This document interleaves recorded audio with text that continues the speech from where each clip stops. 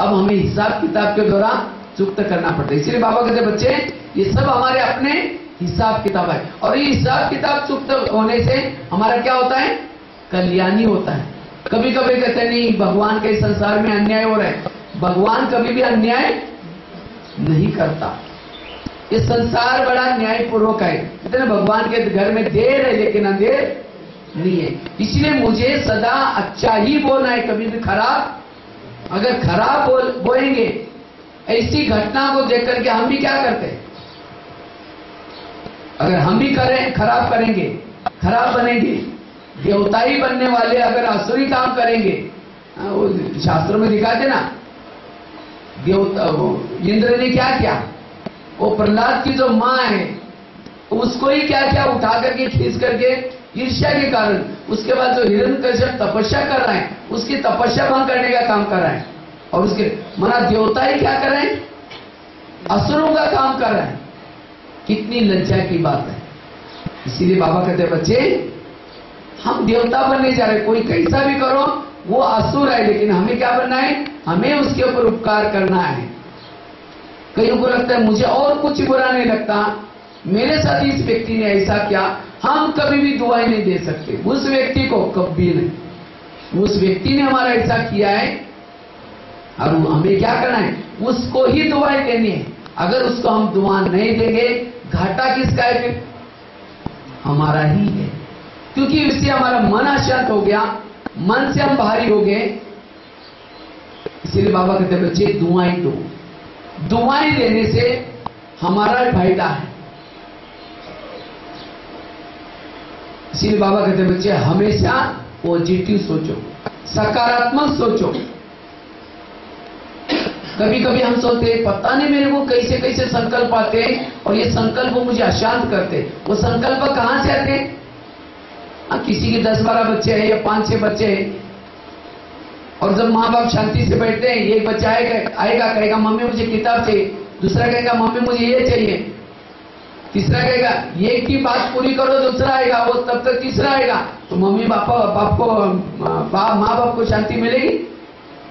इसीलिए दुनिया में कहते हैं ना छोटा परिवार सुखी परिवार। 1-2 बच्चे हैं उनकी मन्नत ही पूरी करो तो माँ बाप भी कैसे रहेंगे, शांति से। इसीलिए हमारे कौन से बच्चे हैं, संकल्प, इच्छाएं, तृष्णाएं, ये हमारे बच्चे हैं। अगर ये अनेक बच्चे निर्माण करेंगे, जब योग में बैठेंगे वही बच्चे पूरा ब्रह्मांड घूम करके आएगा और आकर के आपको हिलाता रहेगा, पापा जी मम्मी जी, आप उसकी मम्मी पापा हो गए।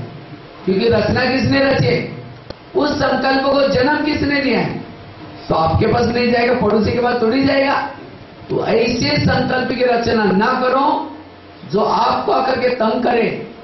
अगर किसी को बददुआई दिया है, ऐसा संकल्प रचा है, तो जाएगा दूसरे का तो बुरा करेगा, लेकिन दुर्योधन जैसा बच्चा हो, बाप को भी दुखी बनाया और साथ में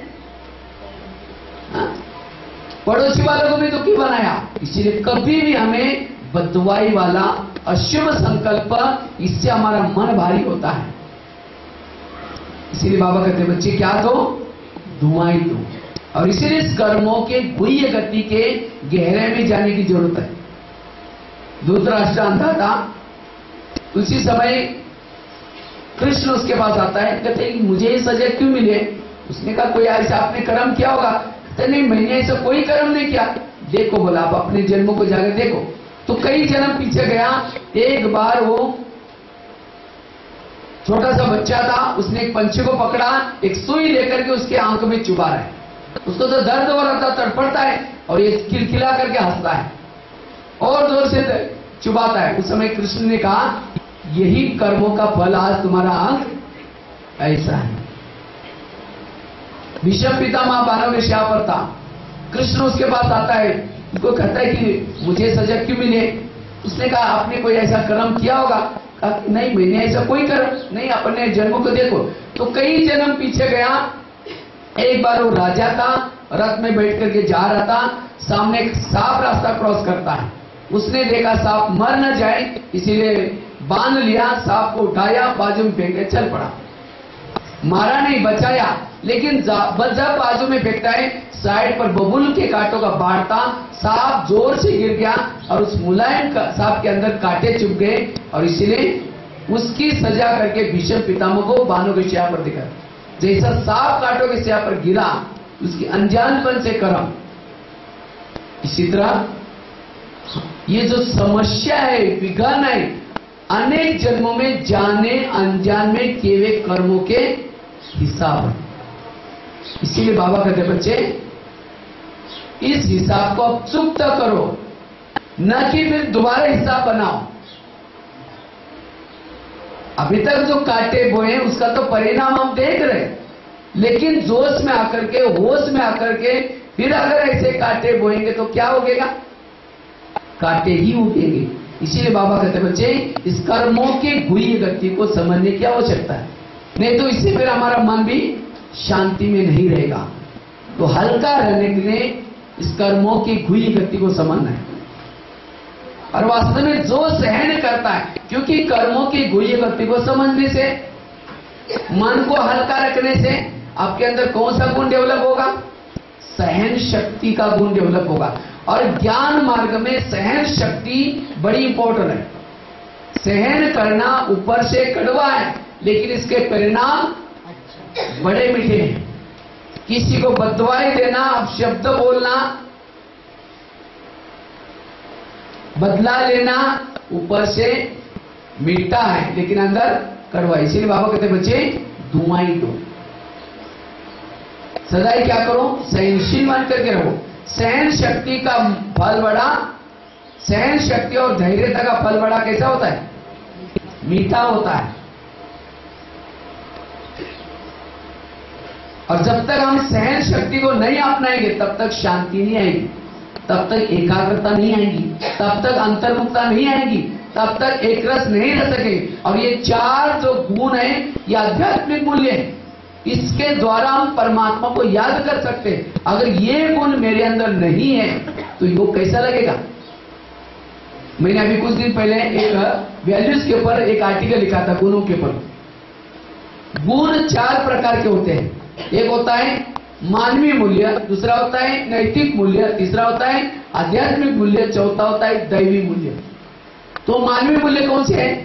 सहन करना, भाईचारा रखना, एक दूसरे को सहयोग देना, उसको कहते हैं मानवीय मूल्य।